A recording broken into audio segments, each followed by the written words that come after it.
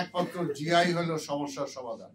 আমরা যাতে সত্যিকারে এক একজন একটা জিয়া হতে পারি, যে জিয়া কি ছিলেন, যে সেগুলোকে যদি ভবিষ্যৎ প্রজন্মের দিকে আমরা তাকিয়ে আছি, কিন্তু আজকে ভবিষ্যৎ প্রজন্ম আমরা দেখেছি তারা বলে we hate politics, I hate politics. অর্থাৎ এই যে একটা পর্যায়ে আমাদের জাতিটাকে নিয়ে গেছে, এটাকে যদি রুখতে হয় তাহলে সে জায়গায় একমাত্র জিয়াই হলো সমস্যার সমাধান। একমাত্র জিয়া একজন ভিশনারি ছিলেন, জিয়া একজন স্টেটসম্যান ছিলেন। জিয়া স্বপ্ন দেখতেন এবং সেই স্বপ্নকে তিনি বাস্তবায়ন করে এই জাতির সামনে দেখিয়েছেন। এই কারণে বাংলাদেশে এখনো সবচেয়ে বেশি জনপ্রিয় হলো সাবেক রাষ্ট্রপতি শহীদ রাষ্ট্রপতি জিয়া রহমান। তো সেই কারণে আমরা জিয়া স্মৃতি পাঠাগারের মাধ্যমে আমরা চেষ্টা করছি যে জিয়ার সেই সমস্ত আদর্শগুলো যাতে জনগণের মাঝে ছড়িয়ে দেওয়া যায়।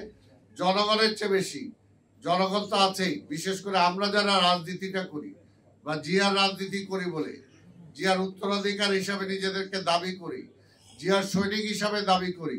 আমরা যাতে সত্যিকারে এক একজন একটা জিয়া হতে পারি, যে জিয়া কি ছিলেন, জিয়ার দৈনন্দিন জীবন কি ছিল, জিয়া কিভাবে চলতেন, জিয়ার পরিবার পরিজনকে কিভাবে তিনি চালাতেন, রাষ্ট্র সম্পর্কে কি চিন্তা করতেন।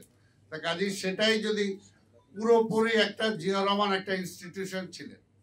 তো সেই কারণে আমরা যারা আজকে বিএনপি বা জিয়া রাজনীতি করি বা প্রগতিশীল রাজনীতি করি বা বাংলাদেশের জাতীয়তাবাদের রাজনীতি করি, আমরা যদি জিয়াকে মনে প্রাণে ধারণ করতে পারি তাহলে রাজনীতিতে একটা আমূল পরিবর্তন আনা সম্ভব হবে।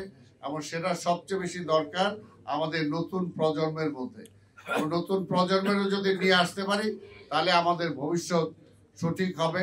না হলে আজকে যেটা আমি প্রথমে বললাম, আজকে সাংবাদিক বলেন, শিক্ষক বলেন, বুদ্ধিজীবী বলেন, আজকে কোথাও যে ধস যেটা নামছে, এই ধসটাকে থামাতে হলে একটা আদর্শ ভিত্তিক রাজনীতি যদি আমাদের গড়ে তুলতে হয় তাহলে সেই আদর্শটা হলো বাংলাদেশের জাতীয়তাবাদের ভিত্তিতে, জিয়া রহমানের দর্শনের উপর ভিত্তিতে।